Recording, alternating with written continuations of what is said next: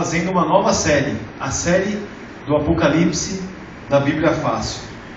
E vocês viram, como prometido na semana passada pelo pastor, hoje está aqui o banner do nosso seminário, que todo domingo será feito aqui na nossa igreja. Amém. Então olha lá, Apocalipse, fim ou recomeço? O que vocês acham? Será que Apocalipse é o fim de tudo ou é o recomeço? Recomeço, não é verdade? Nós precisamos ter medo do Apocalipse, do Armagedon, da destruição final? Não, não é esse o intuito. Muito bem, nós vimos na semana passada o pano de fundo, a introdução, e hoje nós iremos tratar de dois capítulos do Apocalipse, capítulo 2 e capítulo 3. Eu peço para que vocês abram as vossas Bíblias em Apocalipse capítulo 2. Deixe aberto aí, e eu vou fazer mais uma oração para pedirmos aqui a instrução e a direção de Deus. Senhor eterno Deus, nosso amado Pai, Amém. Neste momento iremos fazer o estudo do Apocalipse. Eu peço humildemente que o professor Espírito Santo se faça presente em nosso meio. Aleluia. Que ele possa ser o nosso instrutor. Amém. Que tudo aquilo que for dito aqui possa ser compreendido e que nós possamos praticar para a honra e glória do teu santo nome. Nós te pedimos em nome de Jesus. Amém. Muito bem. Apocalipse capítulo 2, continuando a introdução do capítulo 1 dado semana passada, nós vemos ali 7 igrejas. João, você pôs aí? Já tem? Então vamos lá. As 7 igrejas do Apocalipse. Se quiser, João, apaga só esse daqui, ó. Se vocês notarem nessa figura, uma outra informação que eu quero dar para vocês. Nós tentamos para hoje já providenciar o material, a revista, que nós iremos acompanhar o estudo a cada semana. Mas acabou. Nós já fizemos aí o pedido, então, tão logo chega essa revista, a gente trará para que cada um possa acompanhar também com o seu manual de estudos, ok?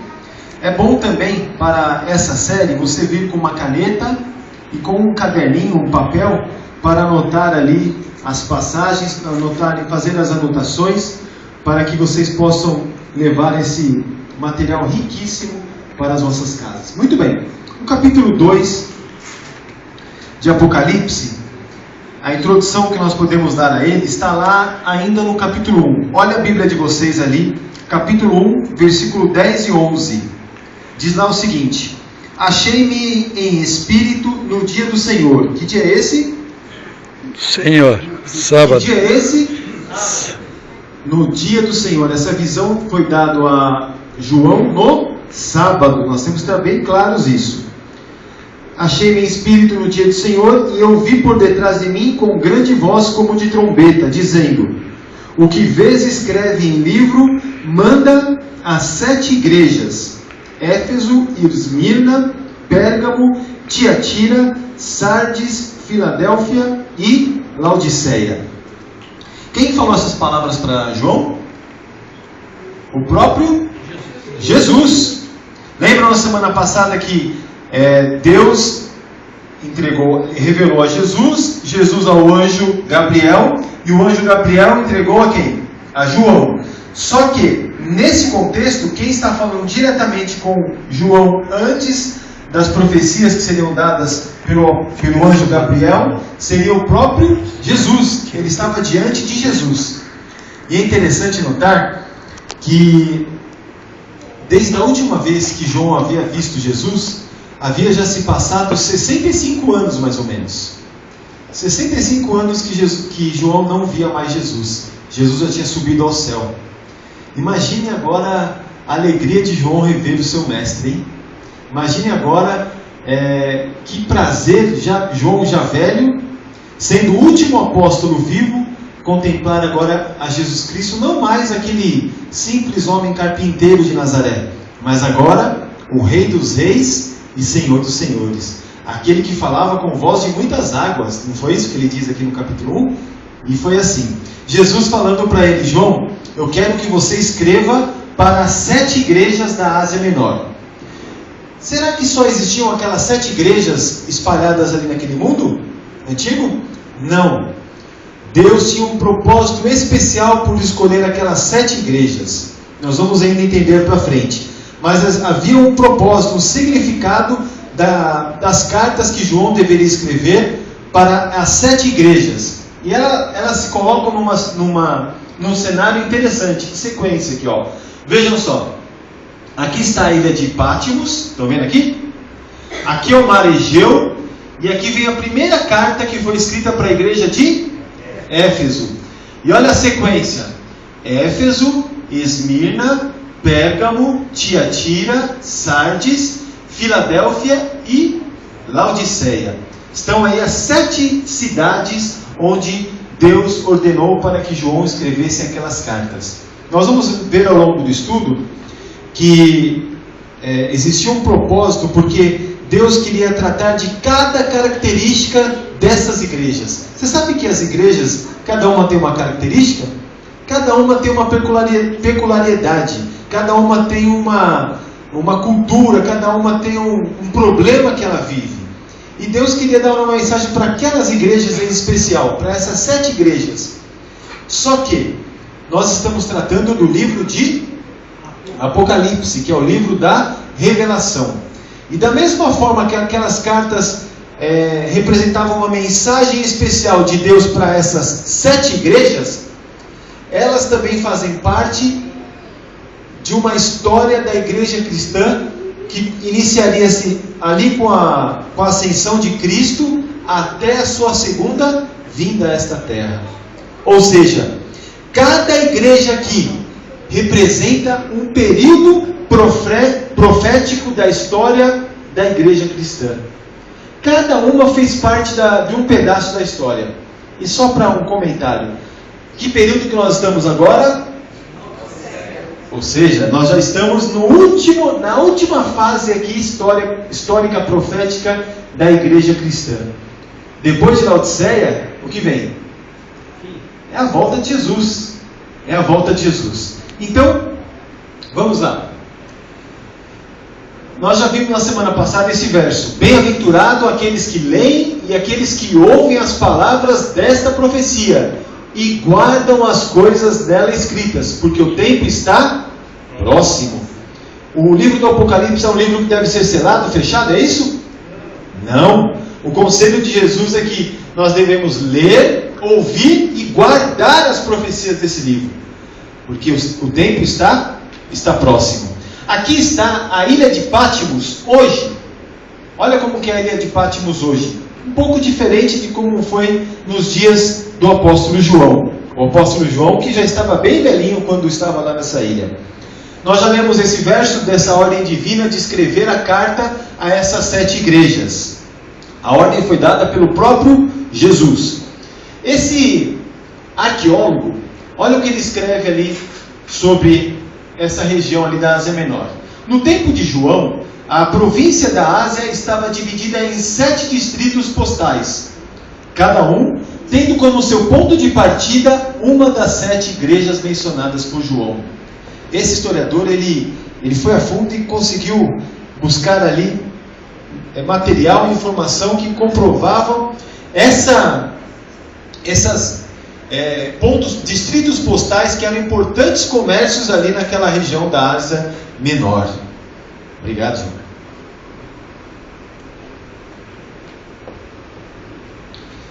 Essas igrejas, elas, como eu já disse também, elas existiam nos dias de João, mas elas representam períodos proféticos da igreja cristã.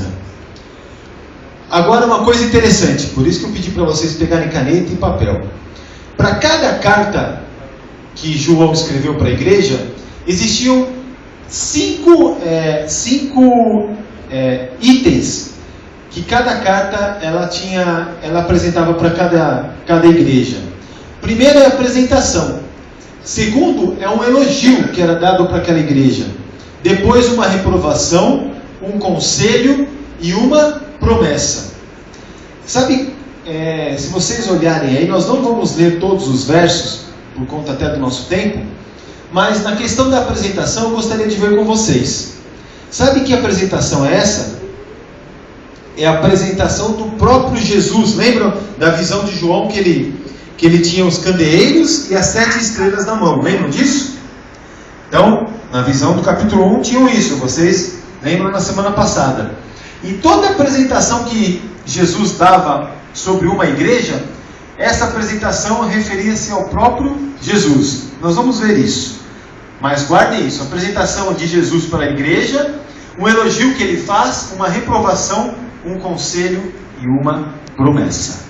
Muito bem. Apertem os cintos, como diz o pastor Luiz, e vamos lá. Primeira igreja, a igreja de Éfeso. Vocês sabem qual é o significado da palavra Éfeso? Desejável. Muito bem. O significado da palavra Éfeso é desejável. Por que desejável?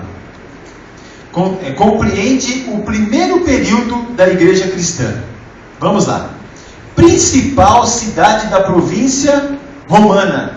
Ela tinha um importante porto marítimo, centro de negócios. Se vocês notarem, das 7 igrejas, a igreja de Éfeso era uma cidade portuária. Então ela era estratégica ali na Ásia Menor. Um importante centro de negócios. Lá em Atos 18, fala quando o evangelho chegou ali na igreja de Éfeso. E sabe quem foi o mensageiro, o pregador ali para Éfeso? O primeiro? O apóstolo Paulo. Depois vocês leiam esses versos aí que apresenta a mensagem chegando a Éfeso. E um detalhe interessante. Paulo, ele era um missionário, era um grande pregador. E ele instituía as igrejas, aí ele saía para pregar em outros lugares. E ele deixou 3 pessoas ali em Éfeso. Vocês sabem quem são? Um casal e mais uma pessoa. O casal vocês vão saber, quando agora eu falei casal, né? Áquila e Priscila, e a terceira pessoa é Alexandre. Nesses versos, depois vocês anotem e depois olhem na Bíblia. Façam que nem os... Como é que era o grupo lá que confirmava as palavras? Os bereanos, isso mesmo. Muito bem. O período de Éfeso, agora vamos para a parte profética.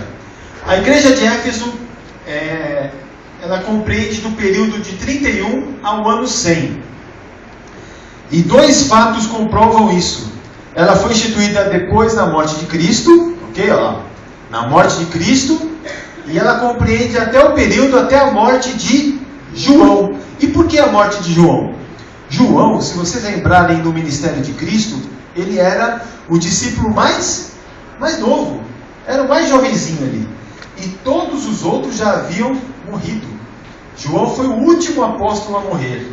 E o primeiro período profético da igreja cristã termina com a morte de João, aproximadamente no ano 100 da nossa era. Por que ela é desejável, como diz aqui o Raimundo? Porque ela se caracterizava por um período puro. Puro por quê? Os discípulos tinham acabado de receber ali as instruções do mestre e eles saíram a pregar a todo mundo. E o apóstolo Paulo, ele chega a mencionar em Colossenses que o evangelho nos dias dos discípulos, dos apóstolos, ele chegou a todo mundo. Sabiam disso? Colossenses fala sobre isso. A mensagem de Cristo, ela alcançou a todos os povos naquela época, com o trabalho dos apóstolos. Era uma mensagem pura. Eles preservaram a pureza doutrinária e cumpriam a missão fielmente de Jesus. Só que, como eu disse para vocês, toda carta tinha um elogio e também tinha uma advertência ou reprovação. O elogio está lá dizendo, eles não suportam o quê? Homens maus. Porém, fala que existe uma reprovação. Qual foi a reprovação para a igreja de Éfeso? Eles perderam o quê? Primeiro amor. E olha, qual era a advertência de Paulo? Vamos ler esse verso aqui, ó, Atos 20, 29 e 30. Atos 20, segura aí no texto em Apocalipse, hein? Vamos lá para Atos 20, verso 29 e o verso 30. Acharam? Eu sei que depois da minha partida entre vós penetrarão lobos vorazes que não pouparão o rebanho, e que dentre vós mesmos se levantarão homens falando coisas pervertidas para arrastar os discípulos atrás dele. Qual era a advertência que a igreja de Éfeso recebeu? Que surgiram no meio da igreja falsos profetas, falsos ensinadores que queriam arrastar ali o povo de Deus e levá-los ao engano. E dois pontos eles atacavam, que é o docetismo e o gnosticismo. Vocês sabem o que é isso? O docetismo vive da aparência. Então não precisa você ser de fato um cristão. Você não precisa de fato seguir a Deus. Não. Faça aparência. Viva o faz de conta. Isso é o docetismo. Na verdade, eles até pregavam que Cristo não veio na verdade em carne. Ele veio em espírito. Não era um homem, de fato, como os discípulos apresentaram. Olha só a mensagem engana entrando na igreja. E o gnosticismo? O que é o gnosticismo? É a dualidade do ser humano, separando a alma da carne. E isso é muito perigoso, porque eles pregavam que a carne não tinha nada a ver com o seu espírito. Ou seja, você podia fazer tudo de mal com o seu corpo, que isso não interferia na sua salvação. Isso é verdade? Olha as mensagens erradas tentando penetrar na igreja, né? Na primeira igreja cristã. E isso atacou a igreja de Éfeso. E também atacou o período profético até o ano 100. Isso também acontece hoje, não é isso? Vocês vão pensar, não. A carne não serve para nada. Não importa o que? O espírito. Dá para separar a carne do espírito, irmãos? Não dá. Não existe isso. Então o gnosticismo prega uma heresia. Você pode fazer o que quiser com o seu corpo. Mas o que importa é você ter a sua mente, o seu espírito voltado para as coisas de Deus. Isso não é de Deus.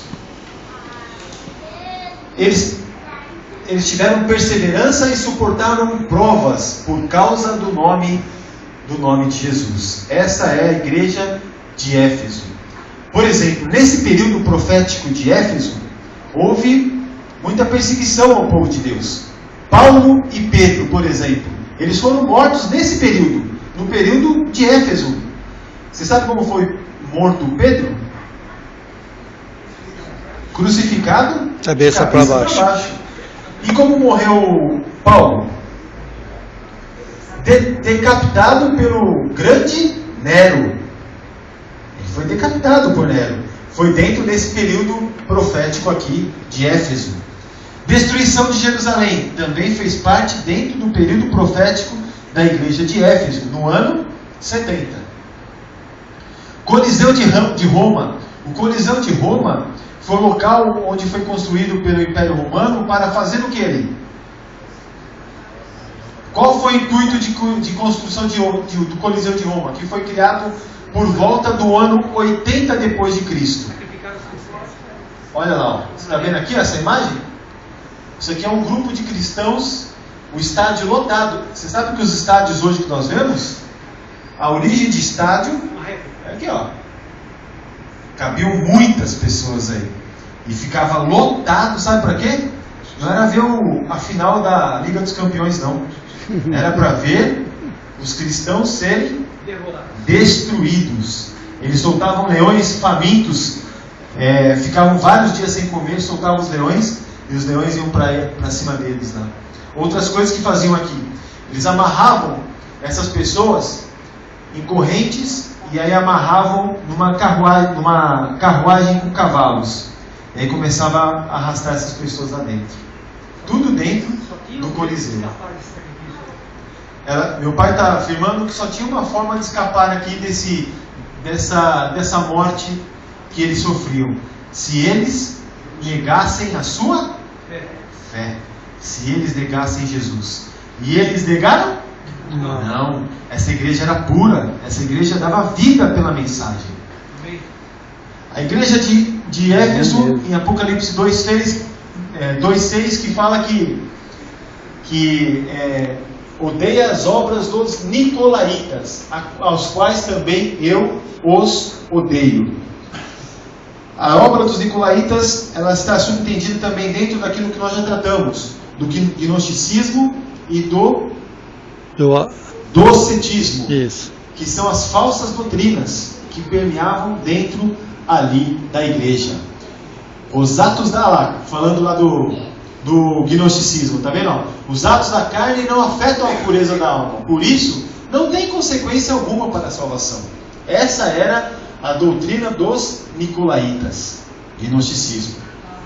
Muito bem, a reprovação, que eles abandonaram o primeiro amor, arrepende-te e volta à prática das primeiras obras, e a promessa é se alimentar da árvore da vida que se encontra no paraíso de Deus.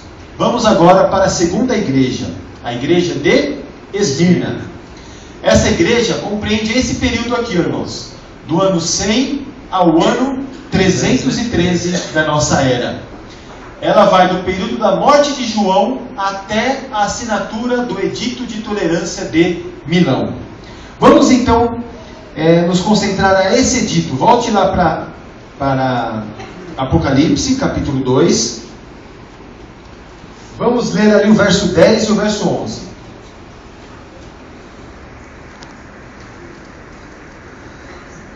Lá fala assim: não temas as coisas que tens de sofrer. Eis que o diabo está para lançar em prisão alguns dentre vós, para ser dispostos à prova. E tereis tribulação de quantos dias? 10 dias. Ser fiel até a morte, e dar-te-ei a coroa da vida eterna. Amém? Amém. E aí ele termina no verso 11: quem tem ouvidos, ouça o que o Espírito diz à igreja. O vencedor de nenhum modo sofrerá o dano da segunda morte. Irmãos, toda vez em profecia que você vê a menção de dia, cada dia representa quanto? Um ano. Um ano. Portanto, aqueles 10 dias de perseguição representaram, na verdade, quantos anos? 10 anos. 10 anos. E esses 10 anos está aqui, ó. Nos últimos 10 anos, do ano 303 até o 313, olha o que aconteceu aqui, ó. Essa foi a última e talvez a mais sangrenta perseguição aos cristãos do Império Romano. Diocleciano, Maximianos, Galério e Constâncio emitiram uma série de editos que revogavam os direitos legais dos cristãos e exigiam que estes cumprissem as práticas religiosas tradicionais. 10 anos de perseguição. Se vocês lerem o Grande Conflito, quando trata desse período, fala que o sangue dos cristãos corriam como água. Muitos cristãos eram mortos. Por isso tem aquela parte do verso: ser fiel até o quê? A morte. E eles davam a vida por aquilo que eles acreditavam. Constantino, isso aqui é interessante. Em 312, Constantino, ele estava se preparando para uma guerra. Deixa eu pegar aqui o nome. Ele estava se preparando para uma batalha contra Maxêncio, pelo controle do império, que Constantino era o imperador.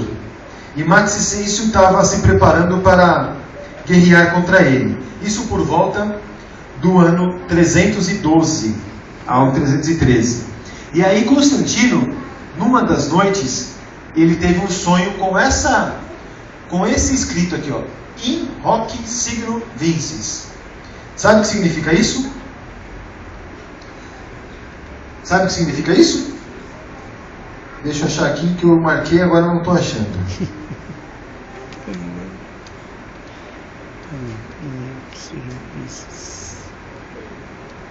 Puxa.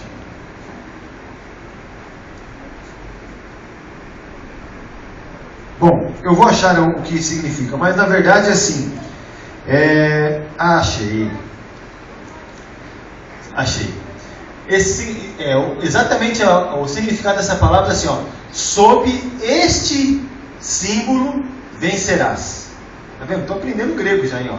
Sob esse símbolo vencerás. Que símbolo que ele viu? Uma cruz. Sabe o que Constantino fez no dia seguinte, naquela guerra contra Maxêncio? Ele colocou uma cruz em cada escudo dos seus soldados. E Constantino saiu vencedor daquela guerra contra Maxêncio. E aí ele foi batizado. Opa, para frente. Constantino I foi batizado pelo Papa Silvestre. Aqui está uma foto do batismo de Constantino. E nesse período, irmãos, da história, começa ali a união da igreja com o Estado. E na próxima igreja que nós vamos ver, aqui ó, essa aqui é uma foto do batistério onde Constantino foi batizado. Ok? Aqui está a tolerância, o edito, e ele foi quem emitiu esse edito de tolerância de Milão, que foi dando a liberdade aos cristãos. Depois daqueles 10 anos de perseguição, agora os cristãos não tinham mais preocupação em serem mortos. Aí vem a terceira igreja, a igreja de Pérgamo. A igreja de Pérgamo, ela compreende um período de 313 a 538. Essa igreja representa o período desde o edito de tolerância de Milão, que foi feito por Constantino, até o início da supremacia papal. Nesse período aí começa a união aí da igreja com o Estado, e aí depois desse período aqui de 538 começa a dominância papal. Vamos continuando aqui, ó. Em 380, Teodósio I promulgou o edito tornando o cristianismo a religião exclusiva do Estado. Olha lá, a união da igreja com o Estado. Em 392, por meio do edito de Constantinopla, os cultos pagãos tornaram-se ilegais. Ou seja, a igreja agora era uma só. A igreja agora estava na moda. Só que houve um problema nesse período. Esse período de Pérgamo, surgiram ali as 10 tribos bárbaras, que ali eles destruíram ali a supremacia papal. Olha lá, edito de Justiniano declarando o Papa João II como cabeça de todas as igrejas. E a parte política, ela foi totalmente expulsa na última tribo bárbara do território de Roma, os ostrogodos. Aí são aquelas 10 tribos bárbaras, ostrogodos, visigodos, toda aquela turma toda lá. Em 538. E aqui surge a supremacia papal. O Papa tinha mais poder do que o próprio governo. Lembram daquela profecia de 42 meses ou 1260 anos? Aí começa a supremacia papal, que é a igreja de Tiatira, a quarta igreja. Aqui nesse período, a igreja tinha o poder de tudo, poder político e poder religioso. Nós vamos ver mais para frente que é nesse período que a mulher significa o que na igreja? A igreja teve que fugir para onde? O deserto. É nesse período aí, ó, da quarta igreja, porque a liderança da igreja, ela tinha ordem e poder para matar as pessoas. Foi nesse período da Tiatira, que compreende do ano 538 a 1517. Esta igreja representa o período desde o início da supremacia papal até o movimento da reforma protestante. Ou seja, 1260 anos. Sim, vai dar um pouquinho mais ainda. Os 1260 anos ele vai complementar na próxima igreja. Mas está dentro desse grupo aí. Do plano. Tá dentro o começo dessa profecia que está falando é aí. Nesse período que haviam ali quem? Os valdenses. Nesse período, somente a igreja tinha acesso ao quê? A Bíblia.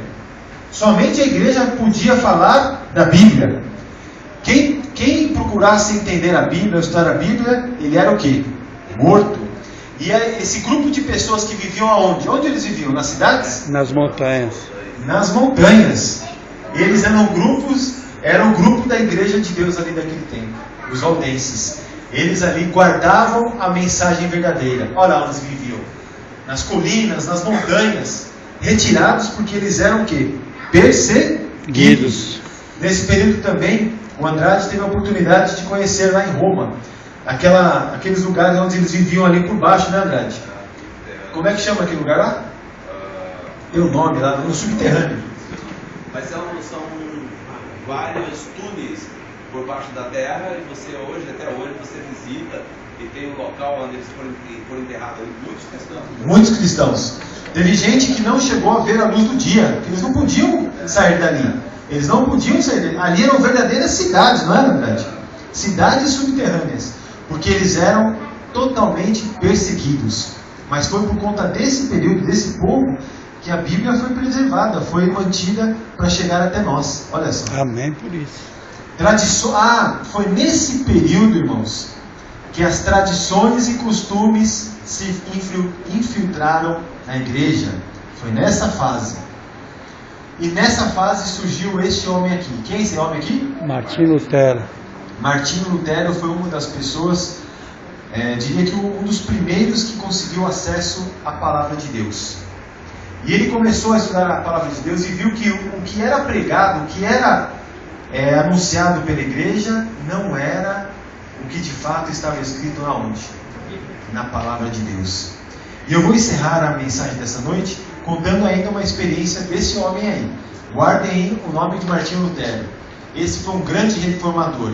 A quinta igreja, que é a igreja de Sardes, ela vai, aí sim, Gilmar, isso, ela vai até o final dos 1260 anos. Isso, que lá começou e terminou. Que ela inicia ali, ela foi iniciada com o período da reforma e foi até o final da supremacia papal, onde o Papa foi preso. Você sabe que, eu já passei, na verdade eu acabei não comentando com vocês, você sabe o que significa a palavra Papa? Pai. Hã? Pai. Na verdade, nessa supremacia papal, Luiz, existiam ali os bispos. Cada local havia o que? Os seus bispos, ou os responsáveis ali pela igreja onde ele estava na sua cidade. Quando houve a supremacia papal, foi instituído uma pessoa para ser o coordenador de todos os bispos. E essa pessoa foi chamada de Papa. Em outras palavras, Pai. Pai, em italiano, é Papa. Então o Papa, na verdade, é o pai dos bispos, o coordenador de toda a igreja romana. E aqui foi o término do período da supremacia papal, 1798. Ok? A igreja de Sardes, ela recebeu uma reprovação que tem nomes de que vives, mas estás morto. Tá vendo? Ó? Tradições, aparências, isso não leva a nada. Não leva a nada. Parece que está tudo bonito. Parece que está tudo certinho. Mas na verdade está tudo morto. Olha só o conselho que Deus deu para essa igreja. Guarda o que tem recebido e ouvido. Se não vigiares, ele vai vir como ladrão, diz Jesus. Olha lá. Teve o massacre de São Bartolomeu. Por que é chamado de massacre de São Bartolomeu? Porque foi morto centenas de cristãos no dia de São Bartolomeu. Isso ocorreu no dia 24 de agosto de 72, dentro do período dessa igreja. E ali foi o Papa Pio VI, em fevereiro de 1798, ele foi preso por ordem de Napoleão Bonaparte, terminando ali aquele período profético de 1260 anos de supremacia papal. Ou seja, ali a Igreja Católica foi colocada como derrotada. E ela está derrotada? Não. Nós vamos ver isso mais para frente. Mas esse foi o período da supremacia que ela teve. Ela tinha poder para mandar prender, mandar matar e mandar soltar. Era esse período da supremacia papal. E a sexta igreja, eu acho muito interessante a sexta igreja, porque ela foi um período estratégico da história. Porque ela compreendeu do ano de 1798 a 1844. Representa o fim da supremacia papal até o quê? O grande desapontamento de 1844. E é interessante que foi nesse período, meus queridos, que um grupo de pessoas começaram a voltar-se para onde? Bíblia. um grupo de pessoas começaram a estudar a Bíblia, em especial Guilherme Miller. Ele estudou tanto, mas tanto, um livro especial chamado... Qual livro que Guilherme Miller estudou? Daniel. E ali ele descobriu que Jesus viria em que dia? 12 de outubro. 22 de outubro 22 de de outubro de 1844. Mas eles pesquisaram tanto que tinham certeza que Jesus viria nessa época. Foi o período compreendido ali da igreja de Filadélfia. Olha que fala aqui, ó. Guardastes a minha palavra e não negaste o meu nome. Foi anunciado ali a volta de Jesus ali praticamente a todo mundo. Olha lá, alguns são da sinagoga de Satanás. Conserva os que tens para que ninguém tome a tua coroa. O conselho foi dado para essa igreja. Foi nessa época que surgiu esse homem, Guilherme Miller, um fazendeiro que dedicou vários anos da sua vida ao estudo da profecia de Daniel, em especial Daniel 8:14. E a última igreja é a igreja de Laodiceia. Laodiceia, essa igreja representa o período desde o grande desapontamento milerita até a volta de Jesus. Interessante. Laodiceia é um termo grego que deriva de duas palavras, laos e dikaios, que significa respectivamente povo e juízo. Ou seja, julgamento do povo ou o povo do juízo. Você crê que você vive hoje no período do juízo? Sim. Crê ou não crê? A igreja de Laodiceia compreende o período do juízo pré-advento ou juízo investigativo. É o nosso período, minha gente. Uma alusão clara ao juízo investigativo que iniciou no céu em 1844. Olha lá, tem elogio para a igreja de Laodiceia? Não há. Não há. Mas olha, tem uma reprovação. Ela é rica, abastada e nada tem falta. Só que tem um conselho: comprar o ouro refinado, vestiduras brancas e colírio para os olhos. Olha que interessante esses três conselhos aqui. Laodiceia possuía o maior centro bancário da Ásia Menor, especializadas em câmbio de ouro, moeda estrangeira. Então era uma cidade muito rica. Também no coração da cidade ficava uma das maiores escolas de medicina do antigo mundo, famosa por curar o quê? Os olhos a partir de um colírio. A partir de um colírio de sulfato abundante na sua região. E no terceiro, possuía um centro têxtil que produzia e exportava tecidos. Voltando aqui no anterior, olha. O conselho para Laodiceia: compre o ouro refinado, vestiduras brancas e colírio para os olhos. Pergunta que eu faço para a igreja do bairro Limão: o que seria o ouro refinado, as vestiduras brancas e o colírio para os olhos? Meu pai já respondeu a primeira. Comprar o ouro refinado é a fé. Muito bem. O ouro refinado é a fé. Vestiduras brancas. Essa igreja não pode usar das suas próprias vestes, que não tem justiça própria. Nossa justiça perante Deus é o quê? Trapo de imundícia. Trapo de imundícia. Ele nos dá a vestidura branca. Que vestidura branca é essa? É a justiça de Cristo. Amém por isso. Por isso que Jesus falou assim: olha, compre de mim um ouro refinado, coloque o colírio no seu olho e vista com as roupas que eu vou te dar. E o colírio para os olhos? O que é o colírio para os olhos? Muito bem, Raimundo. O colírio para os olhos, para você e eu enxergarmos, é o Espírito Santo. Aleluia, de Deus. Amém. Então, eu quero encerrar com esse verso aqui. Termina o conselho da igreja de Laodiceia com o verso Apocalipse 3:20. Eis que estou à porta e bato.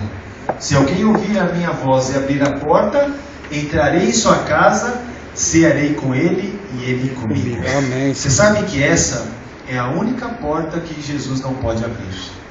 É a porta do seu coração. Do seu coração. Se vocês já viram uma... Ah, tá aqui, ó. Se vocês notarem essa porta que Jesus está batendo aqui, ó, existe um detalhe nesse desenho que não é comum nas portas. Qual é o detalhe? Maçaneta. Você não encontra nessa porta aqui a maçaneta. Porque a porta só abre pelo lado de Dentro. dentro. E o seu coração e o meu coração, quem tem a chave para abrir é você e eu.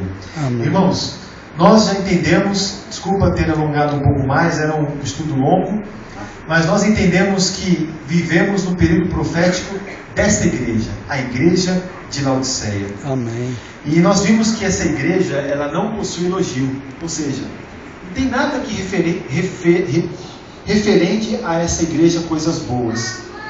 E o pior, é uma igreja que acha que tem de tudo. Se você ler o verso 17, fala assim, olha, rico estou e abastado e não preciso de coisa alguma. Olha só a condição da nossa igreja. E nem sabes que tu és infeliz, miserável, pobre, cego e nu. Por isso que Jesus quer te dar o colírio do Espírito Santo, Amém. as suas vestiduras, porque a sua justiça para Deus é trapo de imundícia. É verdade. E quer nos dar o quê? Aumentar a nossa fé. Amém. É isso que vai contar para o final.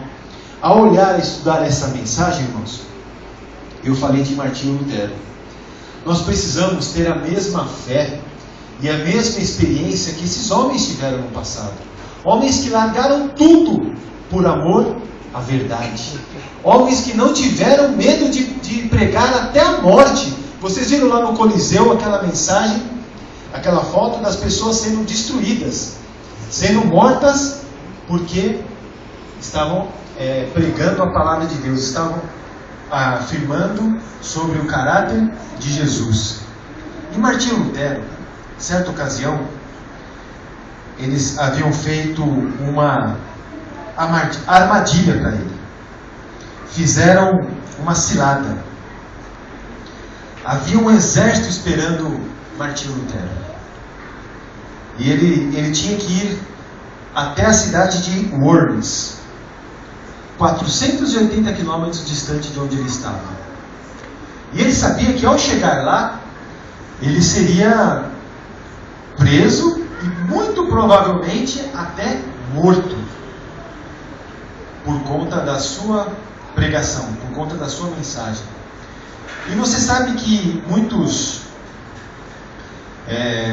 amigos de Martinho Lutero falam assim, olha, Lutero, não vá para Worms, que lá eles estão preparando uma cilada para você. Você vai chegar lá, vai ser preso, vai ser torturado e morto.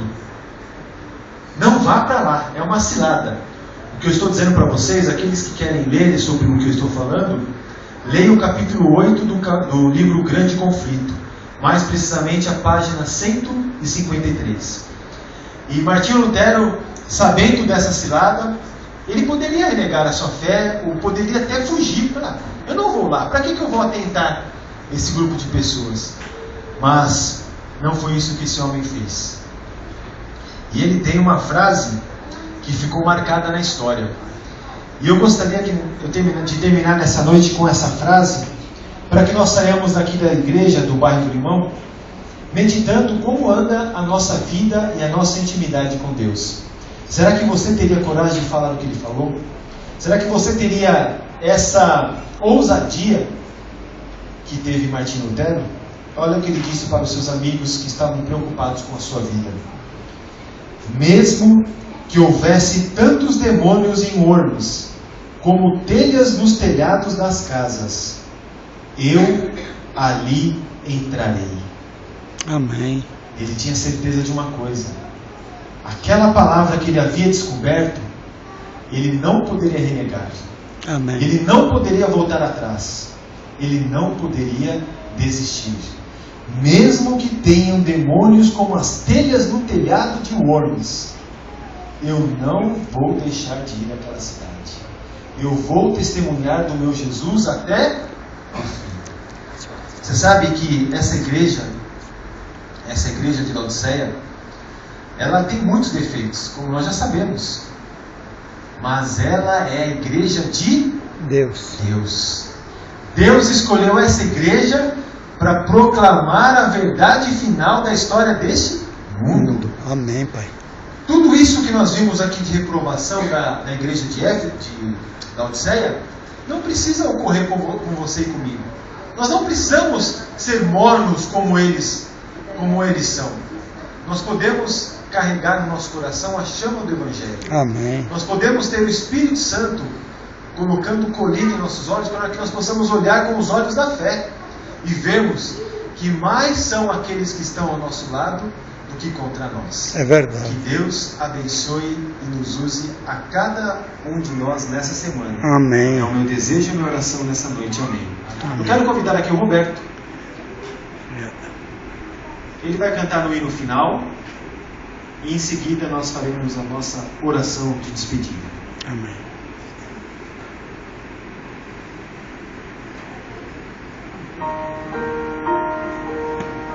Nossa, demais.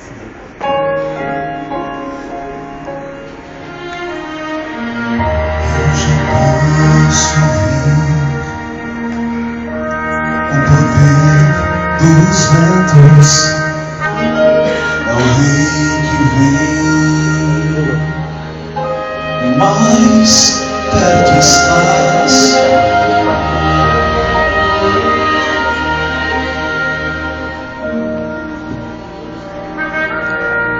Posso quase ouvir trombetas dos anjos do Senhor.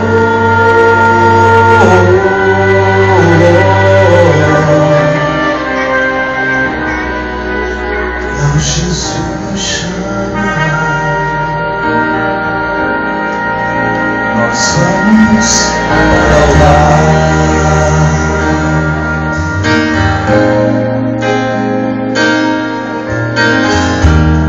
Ao meu redor profecias estão se cumprindo.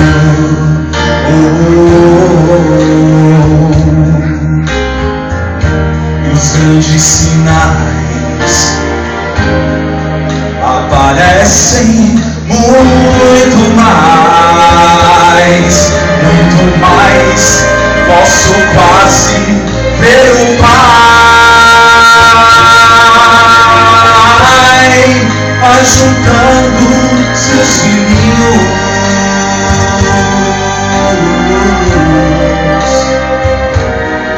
Meu Jesus chama, nós vamos para o lar. Jesus virá em glória para chamar os seus filhinhos. Os mortos viverão para encontrar-nos lá no ar. E os vivos mudarão, transformados pela glória.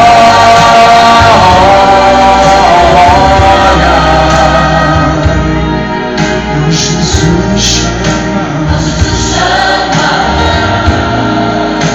nós vamos para lá.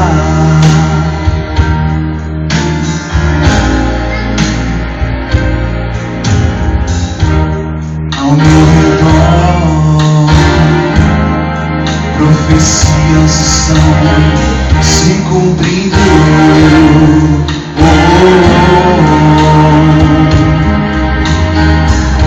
E os grandes sinais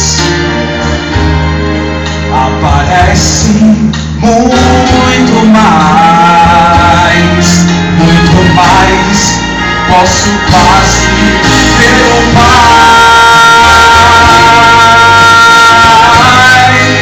ajudando os seus filhos.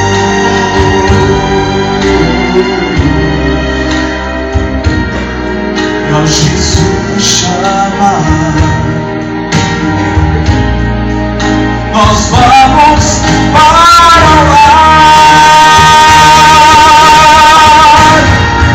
Jesus virá em glória para chamar os seus filhos.